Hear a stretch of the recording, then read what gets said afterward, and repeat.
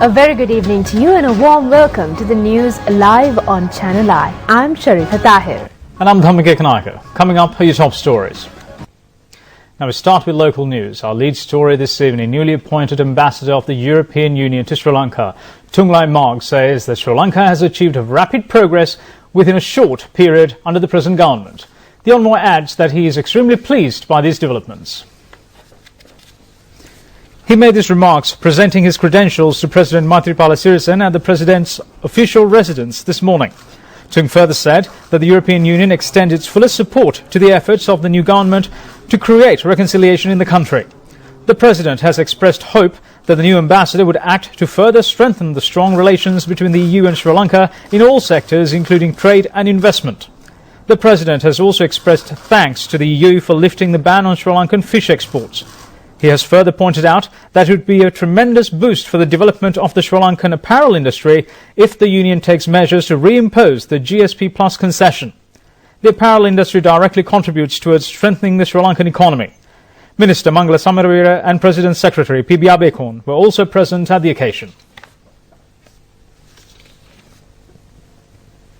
Crown Prince Maha Vajiralongkorn has been appointed Thailand's next monarch following his father's death, an elevation that would see him become the 10th king in the Chakra dynasty and inherit control of a fortune that runs to the tens of billions.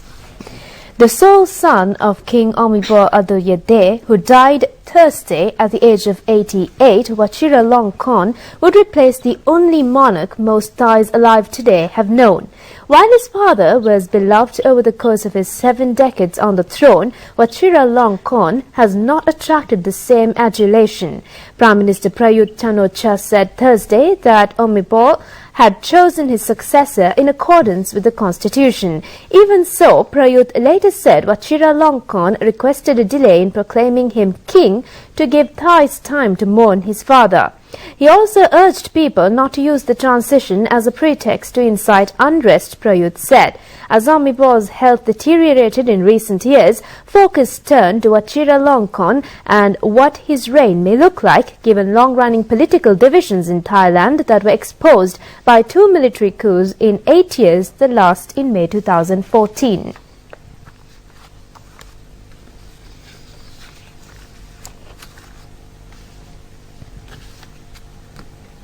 Now, President Maithripala Sirisena extends his profound condolences on the passing away of King Hobimala Dilladej of Thailand. He conveys the grief of himself, the government and the people of Sri Lanka to the government of Thailand. The President's message says that the King of Thailand has engaged in selfless service for the people of his country for several decades. King Hobimala Dilladej's foresight has enabled Thailand to gain respect among the world economic community. It has also paved way to bring down poverty in Thailand.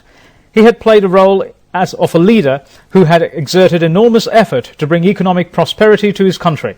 The President has also recalled the immense contributions made by the late King of Thailand to strengthen bilateral relations between Sri Lanka and Thailand. King Dilladej was engaged in a remarkable service in the region with the aim of achieving peace, stability and unity.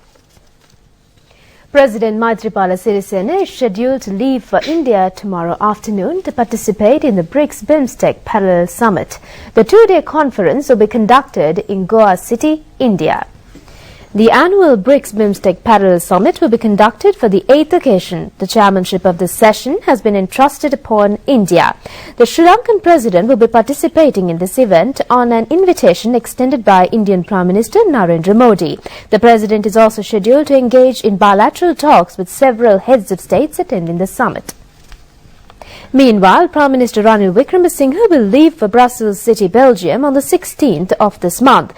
The main objective of the Prime Minister's visit is to regain the GSP Plus concession, which Sri Lanka was deprived of, and also to conduct talks with high-ranking officials of the European Union. Prime Minister Ranil Wickremesinghe says that Sri Lanka should strive to reach the target of becoming a country receiving higher income in the next 1.5 decades. Addressing the 110th session of Sri Lanka Engineers Institute, he further said that it is extremely important for the country to pursue an economic system based on innovation to achieve this objective. The event has taken place at the BMICH in Colombo today. Engineer Jawaharlal Nehru was elected as the new president of the 110-year-old Sri Lanka Institute of Engineers. The Prime Minister has presented awards to winners of the New Innovators competition organised by the association and also to engineers who have completed 40 years of service.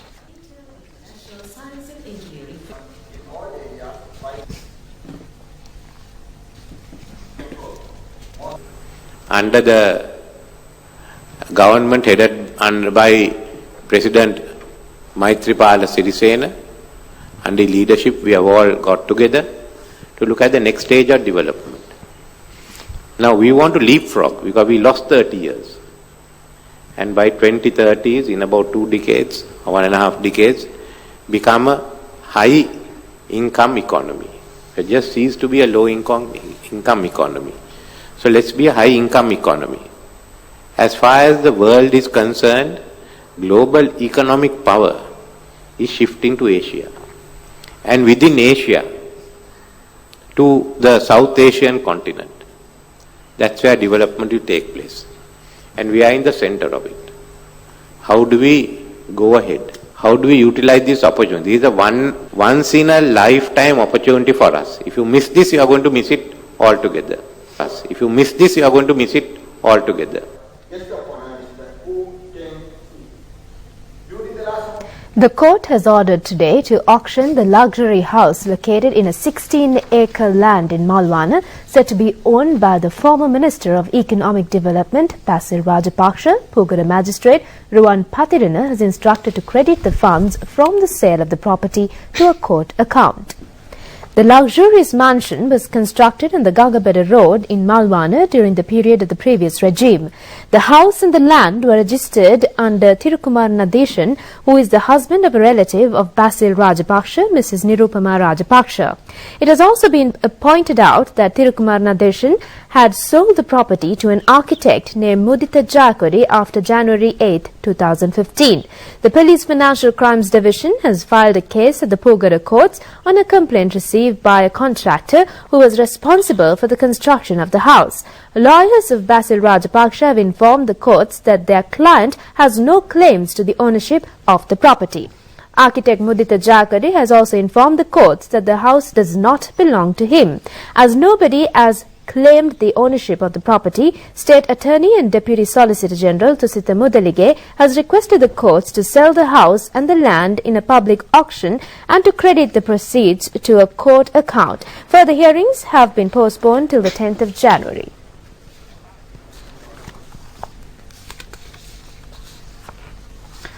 Now then, the Gampha magistrate has decided that the death of 3 persons is a criminal act in the Rupavahini incident. 2 of them were killed by way of shooting and the other was killed with a blunt weapon. The incident took place on the 1st of August 2013. The 2 persons who were killed due to shooting at a protest held in the Value area town in Rupavahini on the 1st of August 2013. They were engaged in a protest over water pollution by a factory in the area. The Criminal Investigations Department has informed the courts today that the protesters were subjected to shooting and assaulting at this occasion. 98 firearms of the armed forces alleged to have been used in this incident have been forwarded to the government analyst for investigations. 42 more firearms are to be presented. Gampha Magistrate Ms. Kavindya Nanakara, postponing further hearing till the 20th of January, has directed to hand over the remaining firearms without delay to the government analyst and to obtain an investigation report. Secretary to the Ministry of Media, Nimal Bopage, requests all media personnel to utilize their maturity and upbringing in controlling media and disseminating information. He points out that due to the practice of giving narrow definitions on certain issues by the media institutions would lead to confusion in society. The Secretary says that a somewhat disturbing dialogue has arisen within the media itself on a statement made by the President at an internal meeting of the Defence Ministry. Several announcements have been made regarding conducting several media briefings today in connection with this issue. The Media Secretary reiterates the importance of reporting news on such incidents by the media persons without causing any damage to the images of the President and the Prime Minister. He adds that under the existing conditions, media persons personnel has full freedom to express their views. However, it is a totally inappropriate act to attempt to select several words of the President's statement and portray such words as the vision of the President. He also says that the President's vision has been amply demonstrated locally and internationally over the past 1.5 years through his acts and statements. The Secretary requests all media, under such circumstances, not to tarnish the acceptance among the people towards the President by making use of narrow definitions. The Department of Meteorology says an atmospheric condition conducive for evening thunder showers in the next few days has been developed. Heavy rain with thunder and lightning is expected, especially in the Western Province, Galle, Mathura, Trincomalee and Puttlam districts. Presently, a dry weather condition has adversely affected the districts of Hambantota, Polonnaruwa, Anuradhapura, Vavuniya, Monragala and Puttlam. Southwestern monsoon condition prevails across Sri Lanka from the end of May to end of September. The southwestern monsoon was stabilised on the 24th of May this year. However, the island has received only around 40% of the rainfall. This has created a dry weather pattern in many parts of the country. It has also been reported that many areas, including Polonnaruwa, has received heavy rain yesterday, ending the drought. Mali Bogada has recorded the highest rainfall of 76 millimetres. Mahayangane has also received 64 millimetres. Lakshapan and Norton Bridge, the reservoir areas, have also received rain. The Disaster Management Unit has taken measures to supply drinking water to the people in the areas of Akurasa, Panadugama, Moragode, Hondugama today. Meanwhile, farmers in Nachaduwa were engaged in a special ritual expecting rain today. They were engaged in a pot bathing ceremony which is being conducted annually.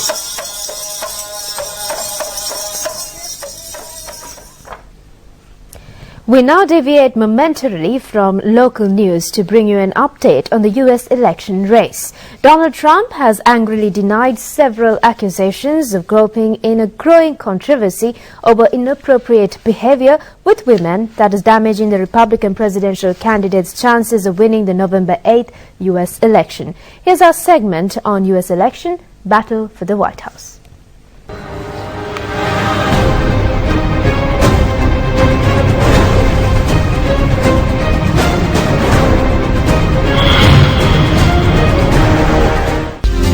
Michelle Obama delivers a scathing repudiation of Trump's comments and behavior during a campaign speech for Clinton in New Hampshire. This was a powerful individual speaking freely and openly about sexually predatory behavior. And I have to tell you that I listen to all of this and I feel it so personally. And I'm sure that many of you do too, particularly the women. The disrespect of our ambitions and intellect, the belief that you can do anything you want to a woman, it's frightening. And the truth is, it hurts. Donald Trump spoke after the New York Times reported on Wednesday evening that 2 women had endured sexual aggression from Trump, and several other women made similar allegations in other media outlets, putting more pressure on Trump as he lags Clinton in national opinion polls. Donald Trump has fallen further behind Hillary Clinton and now trails her by 8 points among likely voters, according to a new Reuters Ipsos opinion poll. These vicious claims about me of inappropriate conduct with women are totally and absolutely false. And the Clintons know it, and they know it very well.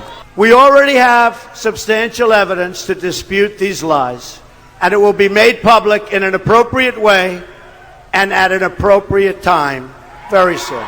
And I ask a very simple question. Why wasn't it part of the story that were 12 years ago? Why wasn't it part of the story? Why didn't they make it part of the story? I was one of the biggest stars on television with The Apprentice, and it would have been one of the biggest stories of the year. Take a look. You take a look. Look at her words. You tell me what you think. I don't think so. I don't think. Meanwhile, Democratic presidential nominee Hillary Clinton calls Donald Trump equal opportunity insulter during campaigns in Las Vegas. We now know, we've heard for months what he thinks about people, how he treats people. You know, this latest incident about, how he treats women. He's doubled down. He doubled down on his excuse that it's just locker room talk. And I got to tell you, after he said that in the last debate, the most amazing thing happened. athletes and coaches started speaking out. You know, from the NBA, from Major League Baseball, from the NFL, they're coming forward, and you know what they're saying? Hey, not in our locker rooms. That's not what happened. But he's not just insulted women. He's an equal opportunity insulter. He's insulted everybody.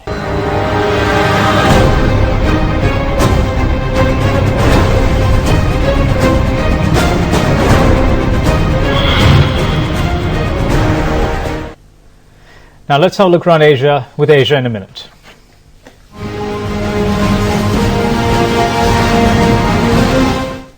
Ten people are killed and 7 injured after a tourist bus catches fire on a highway in South Korea. An art professor in Manila has been making masks of Philippine President Rodrigo Duterte ahead of Halloween. Chinese president visits Cambodia to strengthen ties. The two countries signed dozens of economic agreements.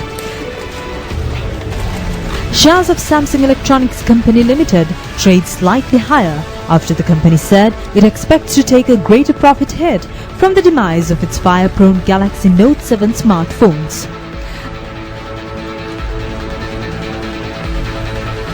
The Abdullah Qadri National Park of Tashkent City, Uzbekistan hosted an international exhibition of cats, Autumn Koshkent 2016. It was attended by professional breeders and lovers of beautiful pets.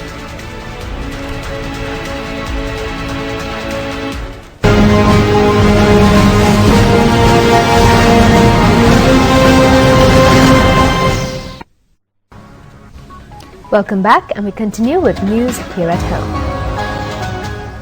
The International White Cane Day immediately reminds us the immense sufferings experienced by those who are blind and desperate.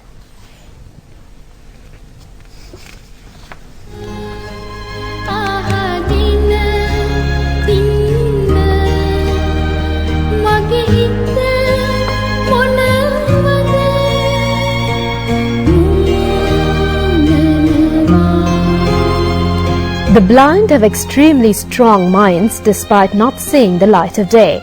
The white cane enables the blind to go along the way without holding the shoulder or the hand of another person.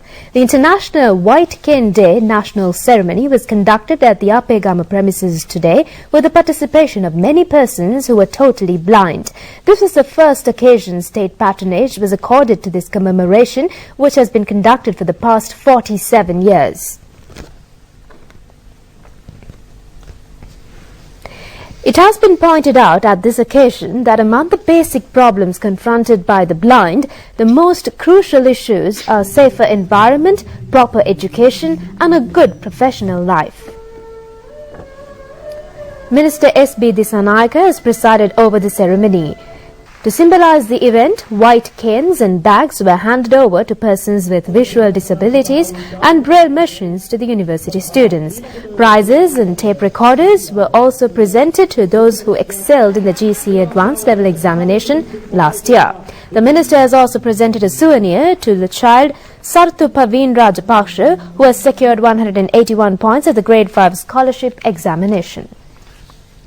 The annual Asala Perahera of the Valukarama Mahavihara Kollupitiya has paraded the streets for the 53rd occasion last night.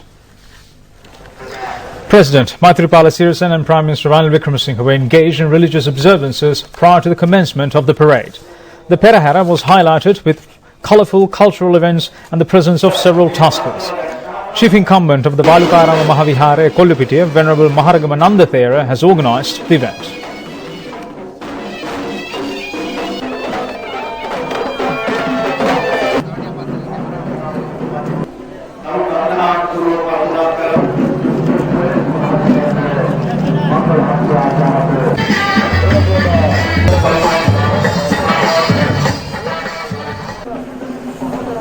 The Department of Wildlife Conservation in a communique says that the Yala National Park will once again be kept open for the visitors from 6 a.m. to 12 noon with effect from the 16th of this month. It has been declared earlier that the National Wildlife Sanctuary would remain closed to the tourists till the 15th of this month. This decision has been taken mainly due to the national park still not receiving adequate rainfall. As a result of the prevailing drought, the wild elephants are experiencing difficulties. According to the media release, the park will be closed for visitors at 12 noon after the 16th until further notice. The department further says that all visitors to the wildlife park should ensure that they leave the premises before 12 noon on each day.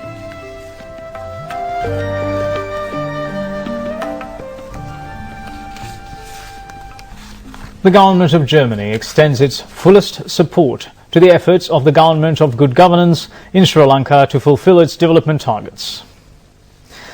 Now, the German ambassador, Tom Roth, has expressed the appreciation of his government when he met Finance Minister Ravi Karunanayake at the Finance Ministry this morning. He has also pointed out that high-ranking German businessman is awaiting the opportunity to engage in investments in Sri Lanka. The envoy has added that it is important to provide the necessary infrastructure facilities and state patronage to these businessmen. Minister Ravi Karunanayake said that the attention of the German government on Sri Lanka is extremely important. He has also extended his gratitude to the government of Germany for the support being provided for Sri Lanka's economic development.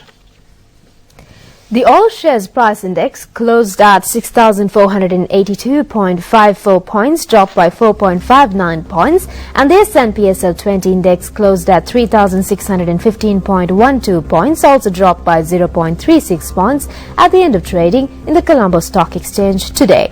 Turnover was over 500 million rupees. Here's a summary of market details of the Colombo Stock Exchange today.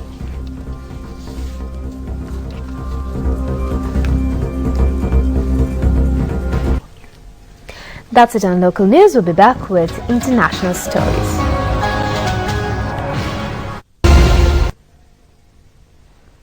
Welcome back, and we move on to news overseas now. Former Portuguese Prime Minister Antonio Guterres has been officially appointed as the next UN Secretary General. He will become the world's top diplomat on the 1st of January when Ban Ki-moon's second 5-year term ends. Guterres, 67, who led the UN Refugee Agency UNHCR for 10 years, was chosen from among 13 candidates last week. He said the world was facing a dangerous time and he wanted to see people across the globe working together to achieve a safer future. Guterres, who trained as an engineer, entered politics in 1976 in Portugal's first democratic election after the Carnation Revolution that ended 5 decades of dictatorship. As head of the UNHCR Refugee Agency from 2005 to 2015, he led the agency through some of the world's worst refugee crises, including those in Syria, Afghanistan and Iraq. During that time, he repeatedly appealed to Western states to do more to help refugees fleeing the conflicts.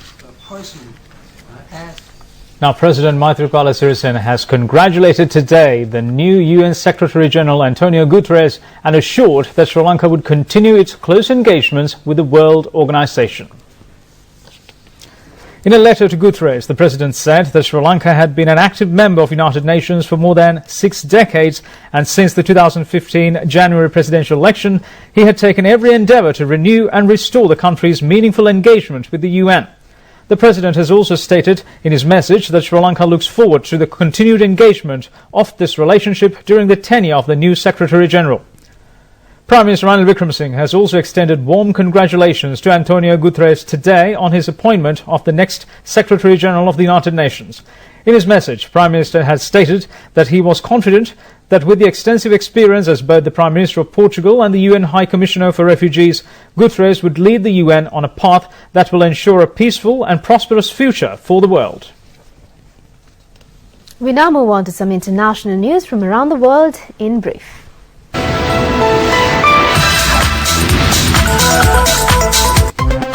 21 of the schoolgirls kidnapped by Boko Haram in Nigeria, Africa, have been freed, according to the country's president. The Nigerian government said the release comes after negotiations with the extremist group. 276 schoolgirls aged 16 to 18 were taken from a school in Chibok in Nigeria in April 2014. Some managed to escape, but 219 were still missing.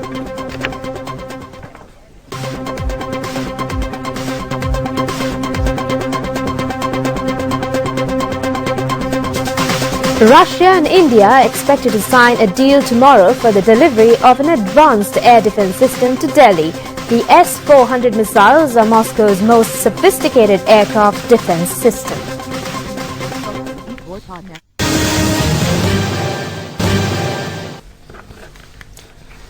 Right, time for sports. Now, 2 new records were set at the All Ceylon Schools Athletics Championship today, being conducted at the Borgambra Stadium, Kandy. LD Runner Singh of the Western Province has set up a new record in the men's under-17 javelin. He's a student of Bandaranayaka Vidyalaya, Gampaha. Rana Singh threw a distance of 66.9 metres. The other new record was established by Jayamali Gunaratna of the Western Province in the women's under-19 high jump. A student of Leeds International School, Panadura, Jayamali jumped a height of 1.74 metres. Tomorrow is the 3rd day of the championship.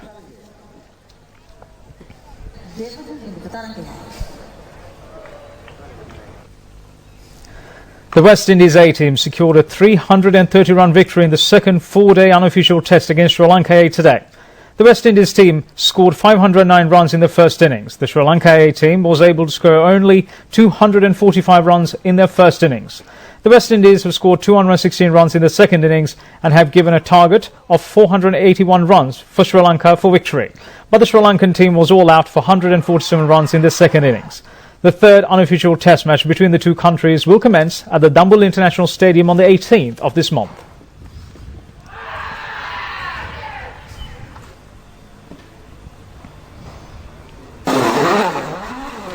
World champion Sebastian Ogier has been successful in winning a preliminary round event of the World Motor Rally being held in Spain. He finished the event in 2 minutes and 13.9 seconds. Ogier has won the Motor Rally World Championship 3 times. And before we wind up, a quick look at the weather. The Met Department says that atmospheric conditions are getting favourable for afternoon thunder showers, and showers or thunder showers will occur at most parts of the island after 2 p.m. Showers will occur in the western and eastern provinces and in the Galle and Mathura districts in the morning too. Fairly heavy falls are also likely at some places. Here's the forecast for the next 36 hours.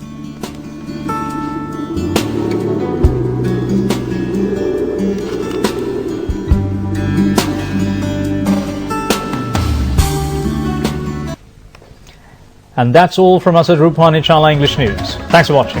Have a pleasant night.